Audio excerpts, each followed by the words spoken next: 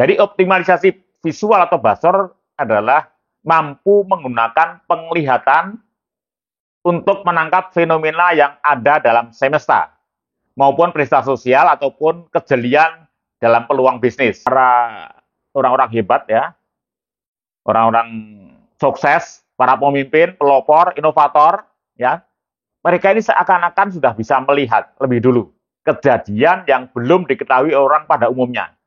Ya, maka mereka dianggap orang yang punya mata batin atau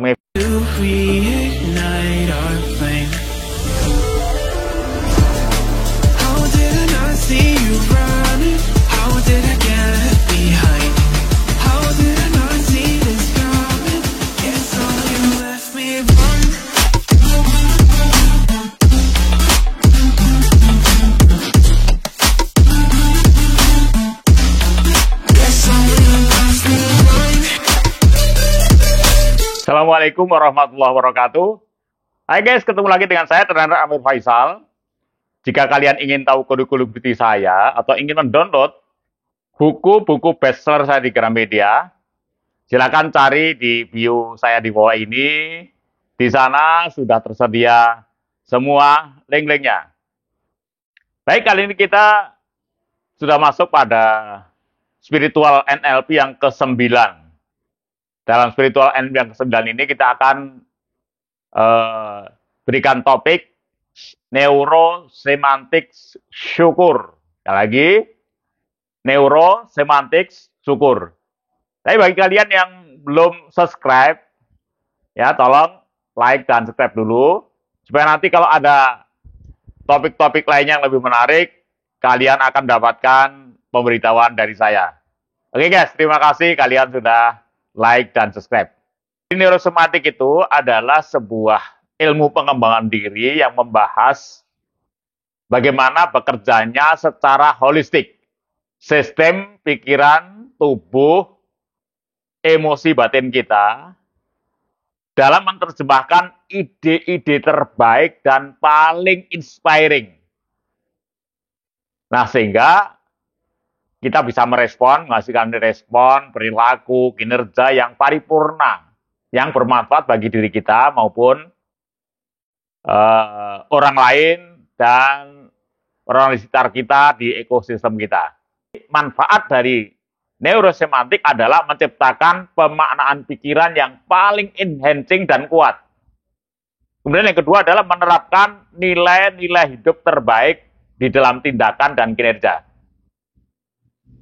Tapi guys, untuk memperolehnya, ya supaya kita punya pikiran yang enhancing dan kuat gitu ya, supaya bisa kita menerapkan nilai hidup yang terbaik, itu di dalam pikiran kita terjadi sebuah permainan batin atau pertarungan batin ya, seperti dalam gambar ini. Itu yang paling kiri itu adalah gambar otak kita. Dari dalam pikiran kita, pikiran tadi, emosi batin kita ini sudah memiliki frame tertentu ya, sudah ada peta mentalnya ya, karena kebentuk oleh lingkungan, pendidikan kita,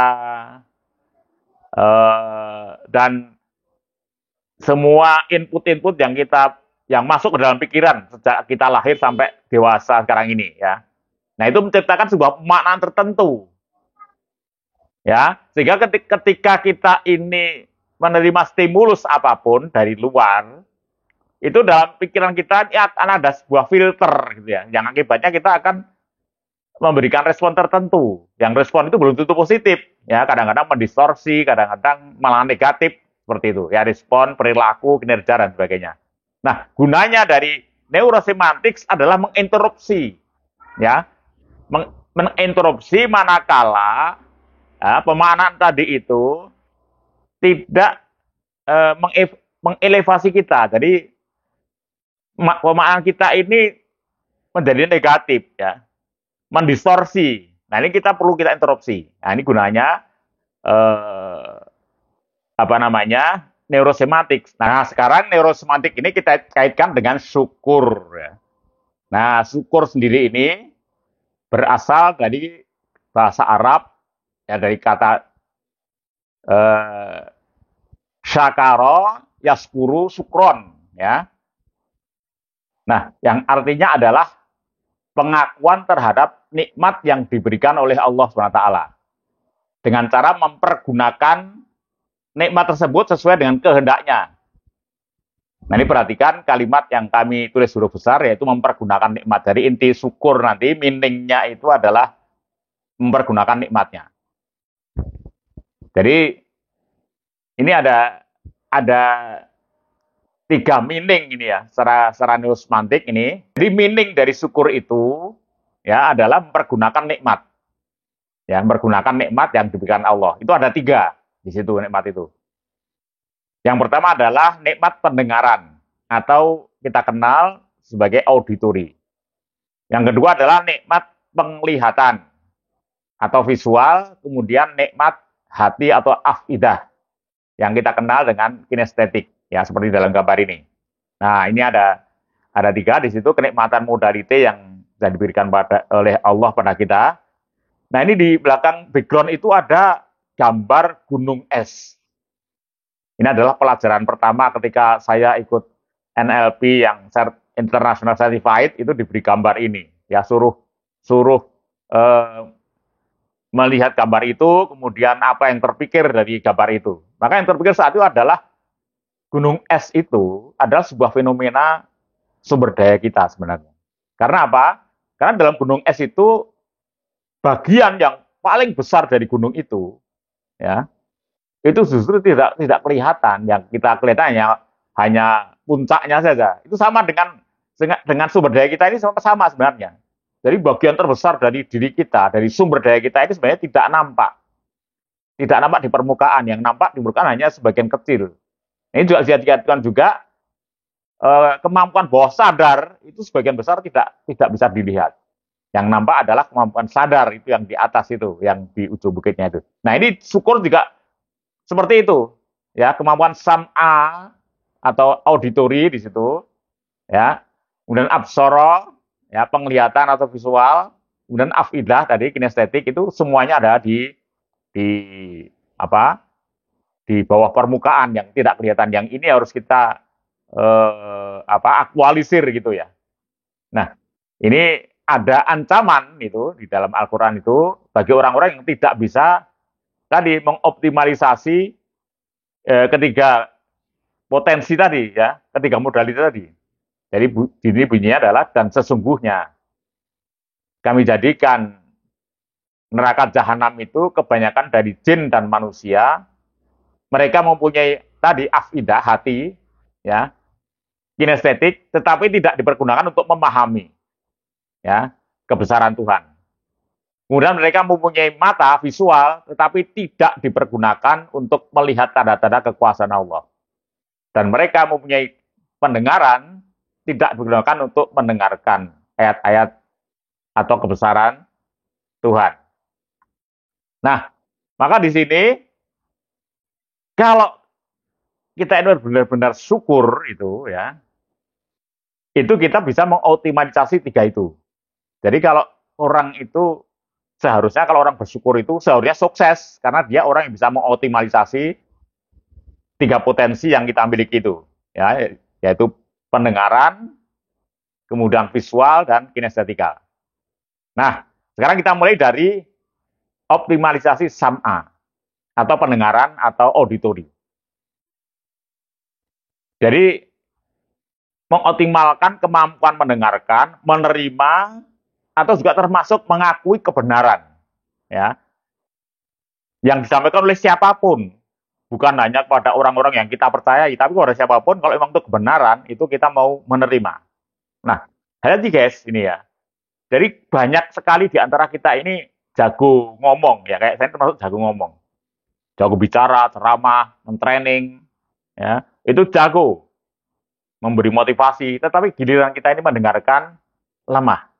Apalagi kalau sudah halo efek atau halo efek pada kita sendiri, jadi kita menganggap bahwa diri kita ini ya paling hebat, paling kompeten gitu, ada junior gitu ya, ada orang yang kita anggap ilmunya di bawah kita gitu, kita sudah nggak mau dengerin nama dia. Nah, ini bahaya. Dan orang-orang yang berbahaya itu justru orang pendiam. Hati-hati kalau Anda ketemu dengan orang pendiam, oh hati-hati, belum tentu dia orang yang eh, bukan orang hebat ya, justru orang yang diam itu seperti ibaratnya air yang di dalam telaga itu kalau dia tenang sekali, dalam sungai itu tenang sekali justru berbahaya. Dia mungkin justru akan dalam sekali sungai itu. Tapi kalau sungai itu beriak airnya, justru sungai itu malah justru dangkal.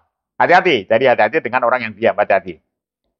Kemudian juga di dalam, kalau kalian yang profesinya menjual, maka banyaklah dulu mendengar, ya, mendengar apa keinginan, tes, ya, apalagi komplain dari customer. Hati-hati, banyak mendengar dulu. Nanti baru berikan respon, gitu ya, sesuai dengan produk atau jasa yang Anda tawarkan. Jadi jangan kita nerocos dulu, tapi ternyata yang Anda omongkan itu sebenarnya tidak dibutuhkan oleh mereka. Jadi banyak mendengarkan. Dalam negosiasi sama juga banyak mendengarkan, ya, cermati dengan baik. Jadi kalau dalam negosiasi itu ada trik yang namanya adalah mencermati konten utama. Dari konteks dan konteks utama dari lawan negosiasi itu apa sebenarnya.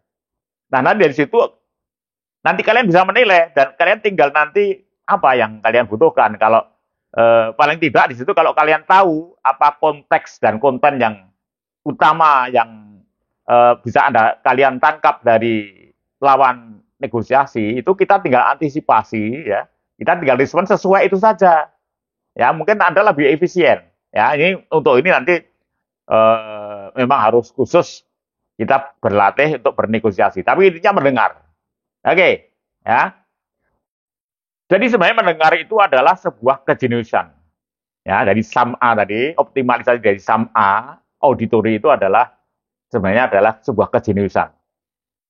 Ya. Oke, sekarang kita kembali ke Bagan. Nah, jadi ketika kalian menerima stimulus, ya, ucapan ataupun statement atau apapun yang dari orang lain itu, bagaimana sebenarnya yang ada dalam pikiran dan emosi batin Anda tadi? Ya, pertarungan batin seperti apa? Apakah Anda menyepelekan gitu karena merasa lebih pintar, ya, merasa nggak senang digurui, ya, atau sebaliknya, ya, sebaliknya, wah ini penting, ya, wah orang ini banyak ilmunya, wah saya perlu banyak mendengar, misalnya bertemu dengan konsumen tadi, banyak perlu mendengar apa yang mereka inginkan sebenarnya dari produk yang saya tawarkan. Nah, ini, jadi ini gambaran dari self kalian, ya. Maka kalau ini kalian sudah benar di situ, ini kalian termasuk orang yang jenius, ya. Tetapi kalau kalian yang merocos duluan, jika justru yang banyak diketahui itu adalah justru diri kalian, itu maaf, kalian dalam kutip termasuk orang yang bodoh, ya. Interupsilah dengan ayat ini. Nah, di sini ada sebuah ayat yang bagus sekali dari surat Az-Zumar ayat 18, ya.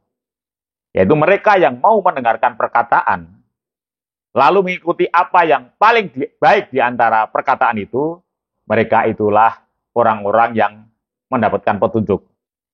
Ya, petunjuk dari Allah, dan mereka itulah orang yang cerdik.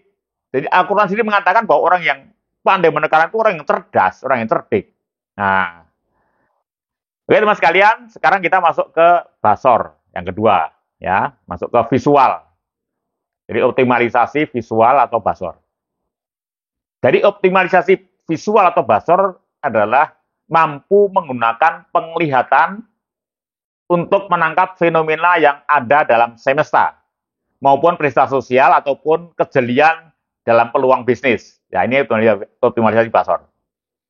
Jadi kemampuan ini bisa kita gunakan untuk memberikan manfaat bagi kita sendiri maupun orang di sekitar kita. Coba kalian lihat para orang-orang hebat, ya, orang-orang sukses, para pemimpin, pelopor, inovator, ya, mereka ini seakan-akan sudah bisa melihat lebih dulu kejadian yang belum diketahui orang pada umumnya. Ya, maka mereka dianggap orang yang punya mata batin atau punya visi, ya, visi batin yang kuat. Jadi kadang-kadang kita kagum dengan pemimpin kita, ya, junjungan kita gitu, kok dia bisa bicara hal yang kita mikir aja belum. Nah, ini adalah kehebatan dari optimalisasi basor, ya. Kenapa mereka bisa demikian? Jadi optimalisasi basor ini karena bisa terjadi karena biasanya mereka itu sangat fokus. Ya, karena mereka fokus, mereka itu penuh dengan dedikasi, kemudian penuh dengan passion, ya, pada bidang yang digelutinya itu, maka seakan mata batin ini menjadi teraktivasi. Sekarang yang ketiga adalah optimalisasi afidah atau kinestetik atau hati. Ya. Afidah ini berasal dari kata fuad. Ya. Dalam bahasa Arab, fuad ini berarti hati sanubari atau hati nurani. Jadi dia lebih dalam kedudukannya dibanding kolb. Dia lebih dalam. Ya. Jadi sisi lapisan yang lebih dalam dibandingkan hati dalam pengertian kolb. Ya, karena kolb itu masih bisa berbolak-balik. Tapi kalau fuad itu sudah mantap.